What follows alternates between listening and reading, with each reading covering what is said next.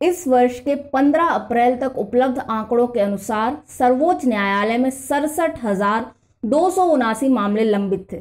उच्च न्यायालयों में 57,53,000 मामले और ट्रायल कोर्ट्स में 3,81,00,000 मामले लंबित थे।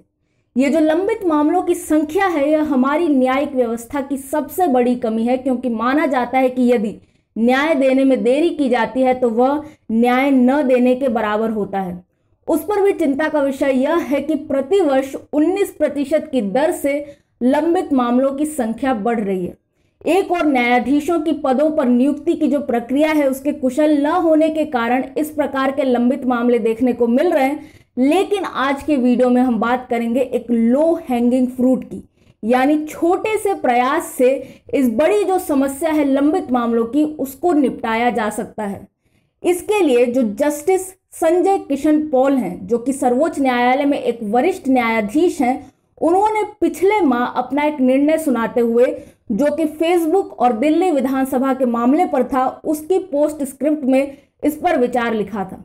उनके अनुसार जो शब्दों का आडंबर होता है, यानी वाग आडंबर, जो हम प्राय न्यायिक निर्णयों में सुनते हैं, उसके स्थान पर यदि सीधी भाषा और कम शब्दों में निर्णय सुनाए जाएं तो न्यायालय का बहुत समय बचेगा, जिससे इस प्रकार के लंबित मामलों को भी निपटाया जा सकेगा।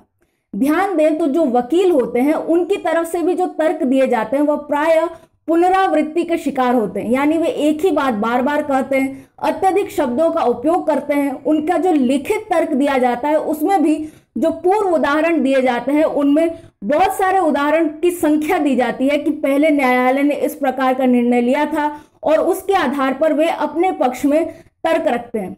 जबकि वास्तविकता यह है कि इस प्रकार के पूर्व उदाहरणों की आवश्यकता हर मामले में नहीं होती है। और यहाँ तक कि यूके में तो एक नोटिस भी जारी कर दिया गया था, जिसमें कहा था कि जब तक न्यायालय किसी पूर्व उदाहरण की मांग न करे, तब तक आवश्यक है कि आप इसका उल्लेख न करें।